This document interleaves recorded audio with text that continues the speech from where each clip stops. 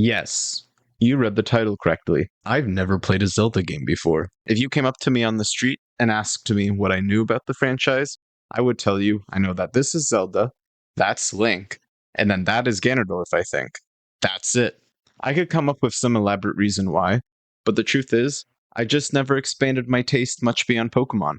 I've played a handful of other games, but there's still a lot I haven't tried. I want to change that. With the release of the Switch 2, I figured it was time to try something new. I'd only ever heard good things about Breath of the Wild, and an updated version for the Switch 2, it felt like the perfect moment to jump in. I'm glad I did, because this game blew my expectations out of the water.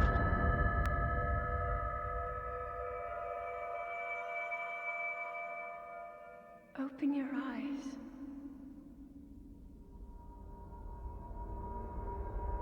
Open your eyes.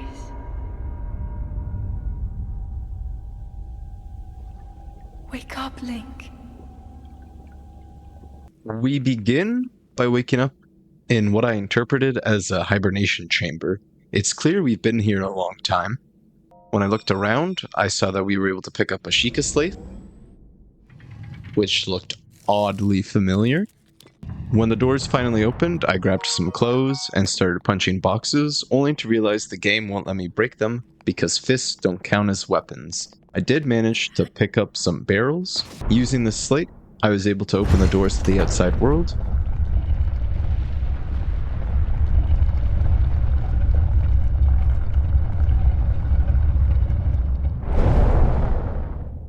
And a mysterious voice spoke to us again. Link, you are the light. Our light. That must shine upon Hyrule once again. Now go. As I stepped out of the cave, a beautiful cinematic cutscene began, which I immediately ruined by acting like a tourist in a country I've never been to.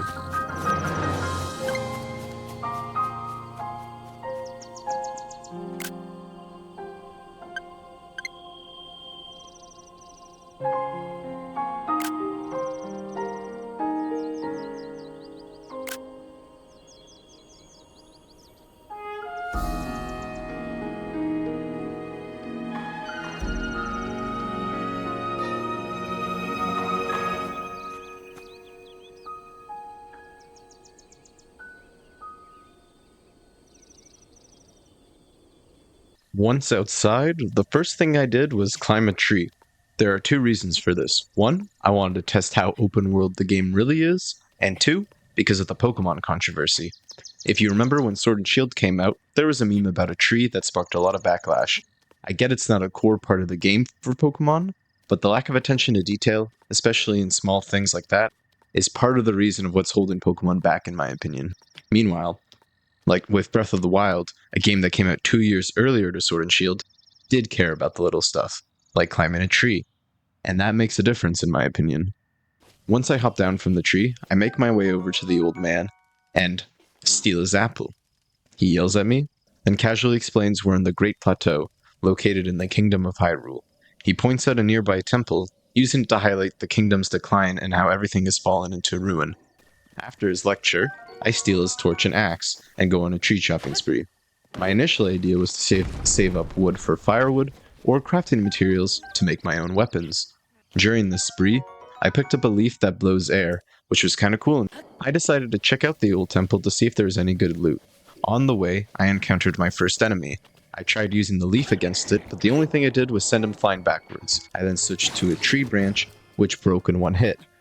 Probably not the best idea to use a literal twig against an enemy, so I did the cowardly thing. I ran away. Eventually, I reached the old temple, known as the Temple of Time, and run into another enemy. But this time, like a smart person, I used my axe, which knocked him down and he dropped his weapon. So, like any sane person, I stole it and then used it to kill him. I then picked up his horns to learn that these types of enemies are called Bokoblins, or Bokoblins, I hope. I'm probably going to mispronounce everything, so just bear with me. Inside the temple, I find a pot and try to offer it to the angel statue, but it doesn't react to anything. So my next idea was to climb up the church slowly to conserve stamina. Once I reached the top, I found a chest with a bow inside. I was ecstatic because its attack level was 14, which was 3 times stronger than any of my current measly melee weapons. The only issue? I didn't have any arrows. Heading back down, I found a chest with trousers and stumbled upon a BucketbutOrgange. I defeated them, picked up my first shield, and unlocked a chest with fire arrows. After running around way longer than I probably should have, I finally decided to follow the yellow dot on my map. I found a pedestal similar to the one in the chamber and inserted the slate, which started an awesome cutscene.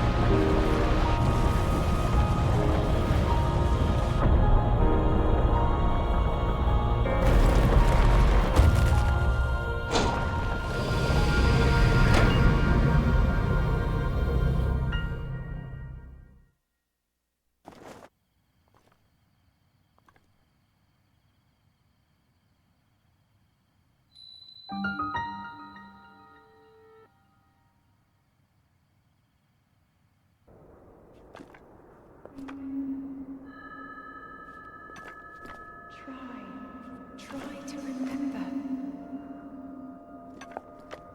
You have been asleep for the past 100 years. The beast. When the beast regains its true power, this world will face its end.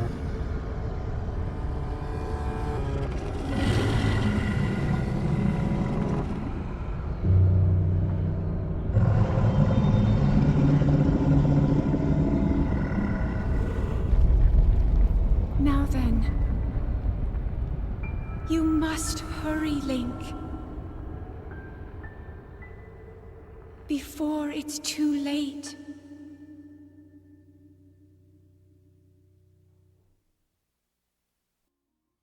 This scene reinforced a couple things for me. 1.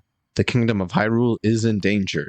And 2. It's been 100 years since Link was last here, and that we've lost our memories. I guess that's 3 things. Whatever. My next idea is to find the old man again, since he also mentioned the 100-year gap. Turns out, he was 100 steps ahead of me, and glided down to the skyline like it was no big deal. He asks a few questions about the tower, and then explains that the beast we saw is Calamity Ganon, who destroyed Hyrule a century ago. He tells us that if we want to stop it, we'll need to leave the Great Plateau. But we can't do that because we don't have a glider, and he'll say we'll fall to our death. I don't know if we should be taking advice from him, but he seems to know what he's doing. He offers his glider, but only if we complete a nearby dungeon first. This is what started, for me, what I like to dub the 4 trials. Entering the first trial, I see one of the pedestals again. I inserted this slate, and it granted us a new ability called the rune.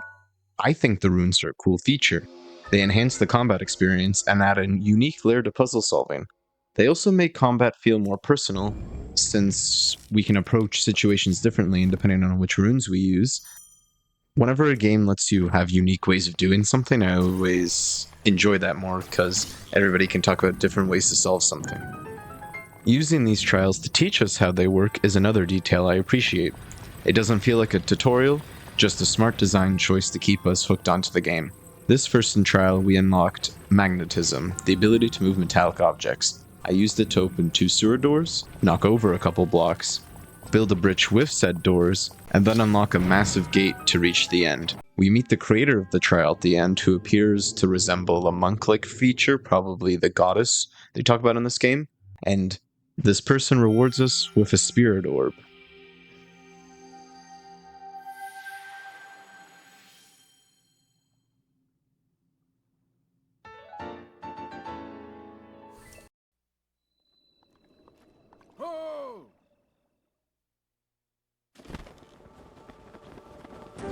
Outside the shrine, the old man greets us and congratulates us on earning the spirit orb. He explains the shrines, towers, and the Sheikah Slave are all actually connected to the Sheikah people, an ancient civilization whose technology once protected the land. He then reveals himself as a pathological liar and tells us we need to complete 3 more shrines to earn the paraglider. He suggests heading to the tower to locate them. Naturally, I ignore him and go back into the shrine to grab a chest I missed out on earlier. I try to be clever by dragging all the nearby metal objects near the chest to build a bridge over to it, but then, once I turned on the rune, I quickly realized the chest itself was metal. I wasted 10 minutes trying to be smart. Sometimes the most obvious answer is in fact the correct answer. When I emerge, I am greeted by undead bokoblins, probably the ones I murdered earlier. They can only be killed by destroying their heads, which I learned the hard way. On the bright side, I picked up a cool spear. I decided I don't want to fight my way back to the tower, so I actually listened to the old man and teleported using the slate. At the top, he showed me that I can use my slate like binoculars, and I used it to mark the 3 remaining shrines, and decided to head to the closest one first. On the way, I defeated more enemies, and tested out my arrows on a beehive. These insects immediately punished me for it, so I now know what to do to avoid that for next time. As I approached the shrine, I ran into an ancient robot stuck in the ground. It lights up and instantly decides I shouldn't exist. I try to fight it, but I only end up doing little damage, so I give up and head to the second trial. This trial gives us 2 of my favorite rooms, the bomb and remote bomb. They're pretty self-explanatory. Anything breakable can be destroyed with them, but what makes them fun in my opinion is using them in combat. They're great for AoE attacks and makes it easier to take down groups of enemies. The trial itself is straightforward. I blew up some blocks, dropped the regular bomb into these tunnels so that these machines can launch them into the air to destroy large groups of blocks, and make my way to the end to get the spirit orb.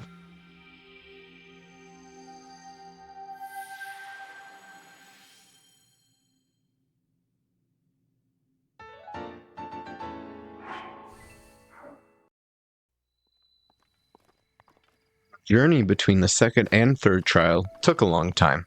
If you look at the map of the Great Plateau, the bomb trial is down here, and the third one is up here on the snowy mountain. Now, if I had just made a beeline for it, it would have been easier.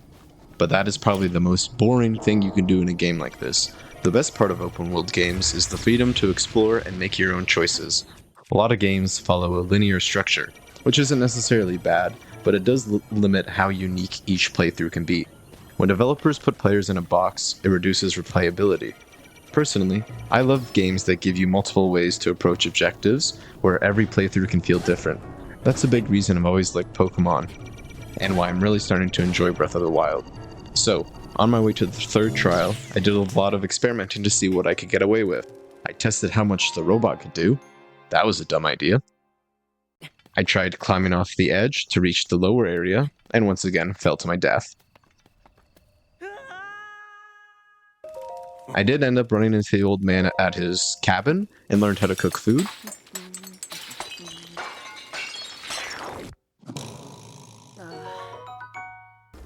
I fought more monsters, and I used torches to burn down wood to collect more loot.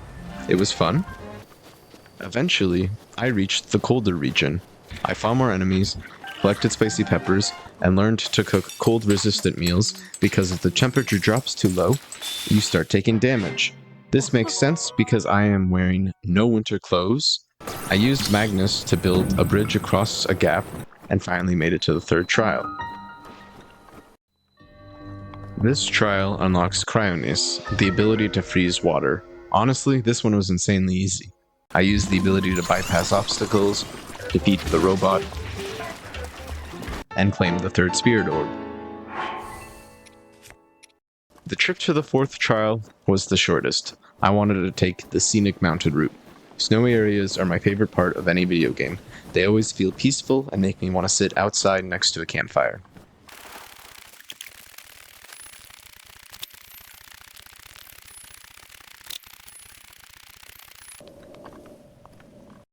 This final trial was actually my least favorite. We unlocked Stasis. the ability to stop time for objects.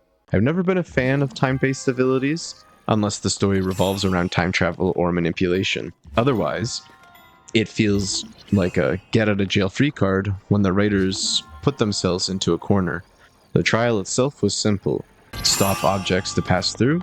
I did that, grabbed the fourth spirit orb, and moved on. After finishing the trial, the old man glides down once again and tells me to meet him where the shrines intersect on the map.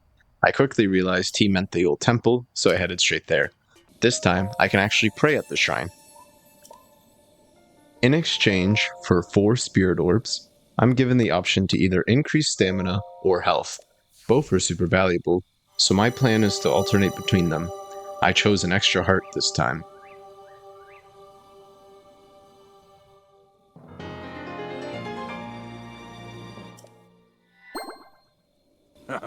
The old man then tells me to meet him at the top of the building.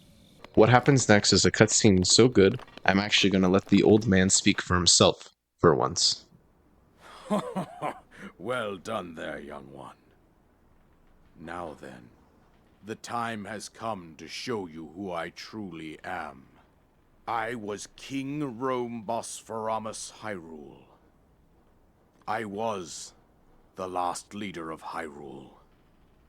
A kingdom which no longer exists.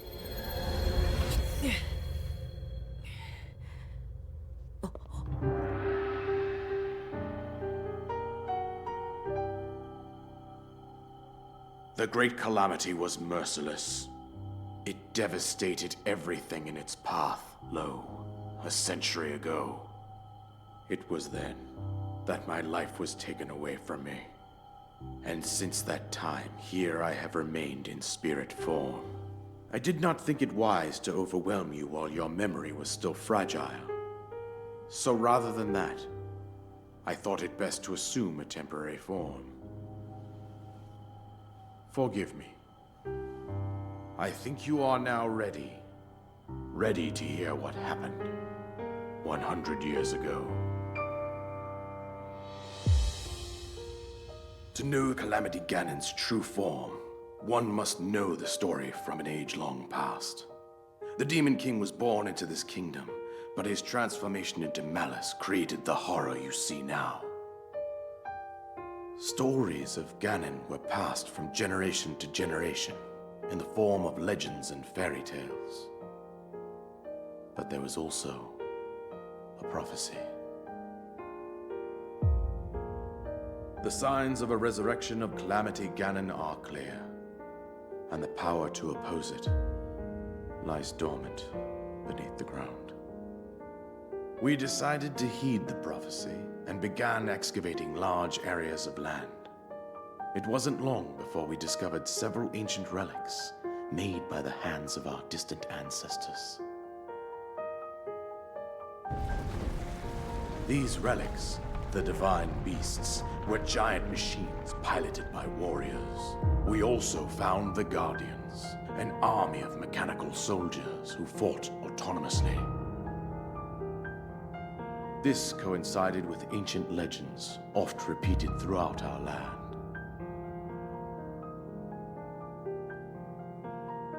We also learned of a princess with a sacred power, and her appointed knight, chosen by the sword that seals the darkness. It was they who sealed Ganon away using the power of these ancient relics. 100 years ago, there was a princess set to inherit a sacred power and a skilled knight at her side. It was clear that we must follow our ancestors' path. We selected 4 skilled individuals from across Hyrule and tasked them with the duty of piloting the divine beasts. With the princess as their commander, we dubbed these pilots champions, a name that would solidify their unique bond. The princess, her appointed knight, and the rest of the champions were on the brink of sealing away Ganon. But nay. Ganon was cunning, and he responded with a plan beyond our imagining.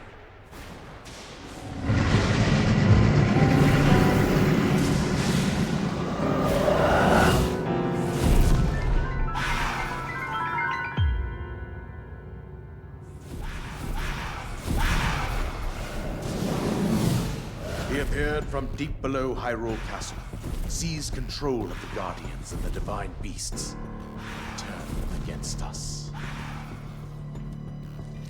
The champions lost their lives, those residing in the castle as well. The appointed knight, bravely wounded, collapsed while defending the princess. And thus, the kingdom of Hyrule was devastated absolutely by Calamity Ganon. However, the princess survived to face Ganon alone. Link, you are our final hope. The fate of Hyrule rests with you.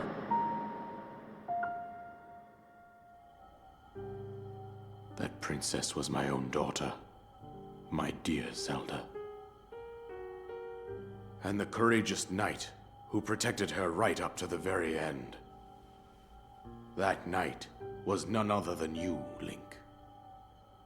You fought valiantly when your fate took an unfortunate turn.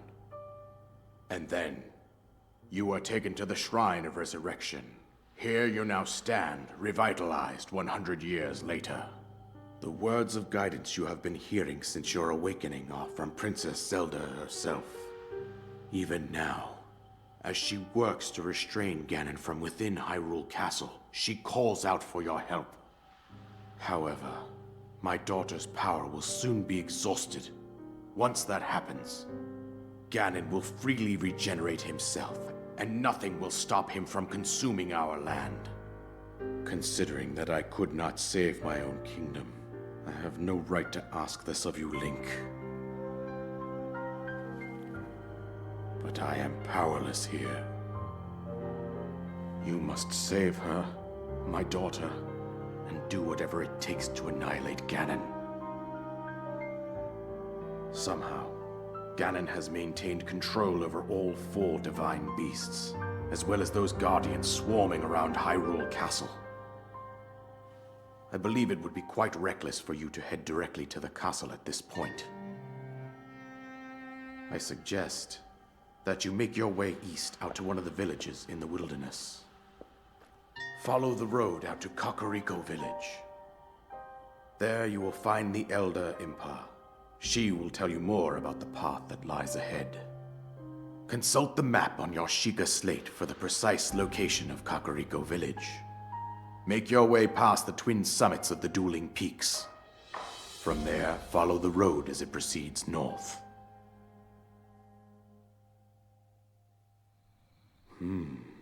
That was incredible and totally worth the wait. I love how the game lets you explore and figure out the mechanics on your own, and then, around after 4 to 5 hours of gameplay, it hooks you into the main plot. This was the moment that turned Breath of the Wild from good to great for me. Returning to the game, the old man finally gives us the paraglider, and the world opens up. I decide the first thing I should do is head to the second tower to get a better sense of what the next area looks like.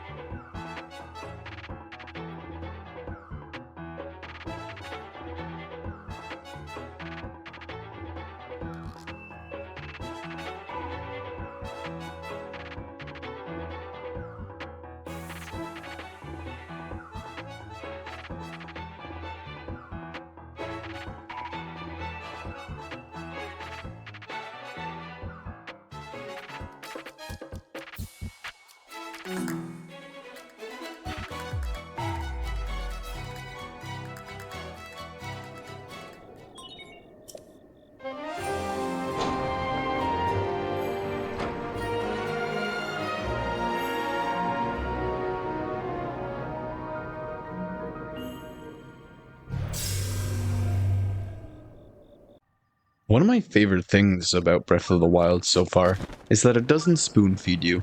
It lets you figure out things on your own, and only teaches you mechanics if you actively choose to seek it out. One of my biggest pet peeves in video games is when they basically play themselves.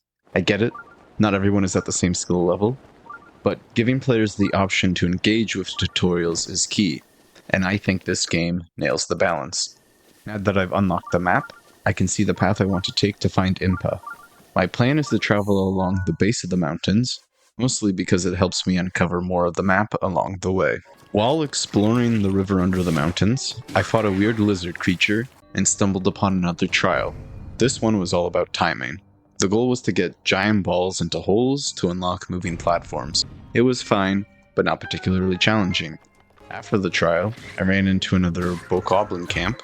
I quickly defeated them and unlocked a boomerang. At first, I didn't quite get how it worked. I assumed it would automatically return to me no matter where I was, but I quickly learned two things. A, you need to stay in its path, and B, you have to press a button to catch it. My initial mistakes almost cost me the weapon to the river. After leaving the river, I spotted a building that caught my attention. It turned out to be the Dueling Peaks stable. I talked to a few people and learned how to catch horses and what their stats meant. I met the stable owner and a girl who taught me about elixirs, and then gave me one, which was very nice. Before catching a horse, another trial got my eye. It was blocked off by spikes, so I used the freezing ability, to jump over it. Inside was one of my favorite puzzles so far. There was a giant waterfall, and I had to freeze specific sections to guide a ball into the hole. It taught me the limits of the freezing ability and how flexible it can be when water is involved. Outside of the trial, I ran into Beetle and quickly learned that even in a near apocalypse, money still circulates in the economy. I didn't sell anything yet because I wanted to see what items I can cook or craft with my items first. Now, it was time to catch a horse. I found a herd and went for an all brown one with black hair based on advice from the people at the stable. I didn't have a saddle, but I didn't care. It was faster than running, and I used it to ride all the way to the village. Before entering the village, I ran into Hestu, who was thrilled to find someone who could actually see and help him. Enemies had stolen his maracas, and he needed them back. I quickly took care of the goblins, returned the maracas, and got a reward that I wasn't expecting. If I complete little side quests related to his kind, I'll unlock Korok seeds. These can be used to increase weapon slots, which is fantastic, especially since I don't have a chest or any other way to store or repair weapons long term. After that, I finally arrived in Karoko Village, and I have to say, mountain villages are just cool.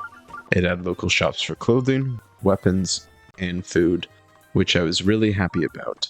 After checking out the stores, it was time to meet Impa.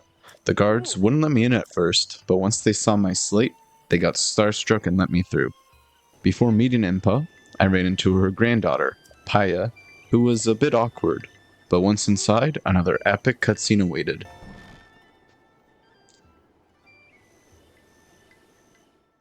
So, you're finally awake. It has been quite a long time, Link.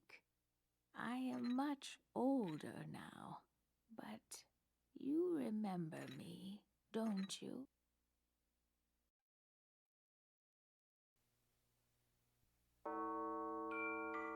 The history of the royal family of Hyrule is also the history of Calamity Ganon, a primal evil that has endured over the ages.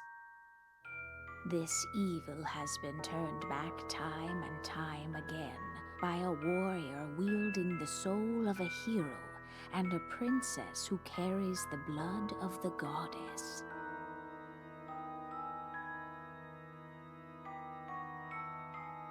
With the passage of time, each conflict with Ganon faded into legend. So listen closely as I tell you of this legend that occurred 10,000 years ago.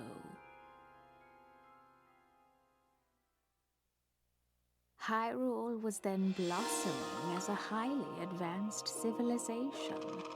Even the most powerful monsters posed little threat to the denizens of the realm. The people thought it wise to utilize their technological prowess to ensure the safety of the land should Calamity Ganon ever return.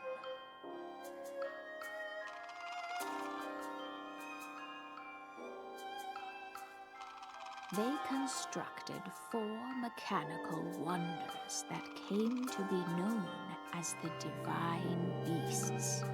They also built a legion of autonomous weapons called Guardians. The Divine Beasts were piloted by 4 individuals of exceptional skill from across the land. And thus, the plan to neutralize Ganon was forged.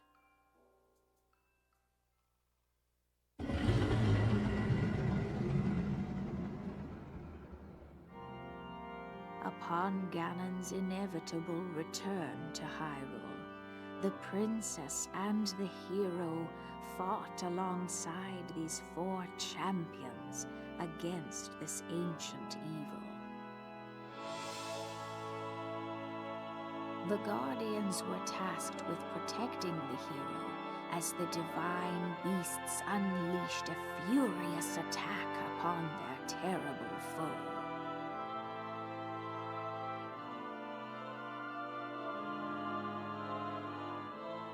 And when the hero wielding the sword that seals the darkness delivered his final blow, the princess used her sacred power to seal away Calamity Ganon.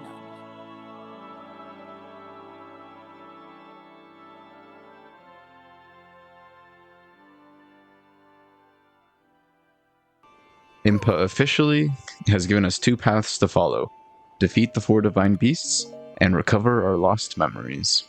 Before setting out on either quest, I wanted to figure out how to get a saddle for my horse to make travel easier. On my way back to the stables, I bought Highland clothes for a much needed defense buff and to look better, obviously.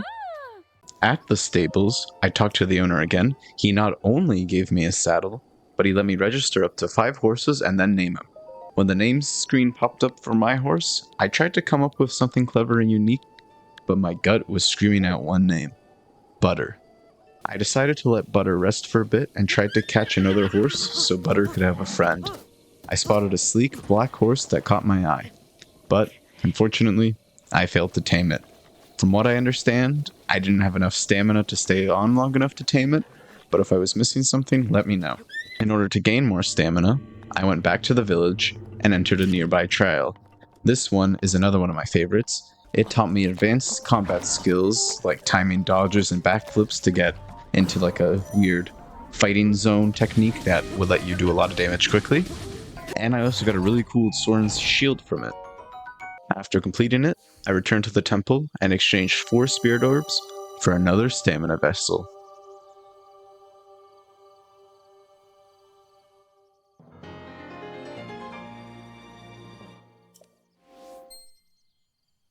For my first time playing Zelda, I was blown away. I totally get why everybody was freaking out about this game back in 2017, and why so many other companies have tried to copy it since. I wanted to keep playing for this video, but if I did, this wouldn't have come out until 2026. I will 100% be making a future video on continuing my journey through this game. I still have some questions I have to get answered in these future videos. Who are the champions controlling the Divine Beasts?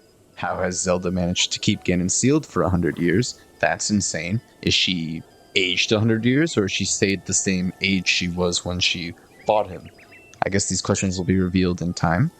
My third one, how do I craft and repair weapons? I haven't really seen a way to craft them, which kind of sucks because we have a lot of cool materials. And I'm hoping I can build my own weapons so I don't have to keep fighting enemies. And when they break, I hope I can find a way to at least repair them with the materials I have.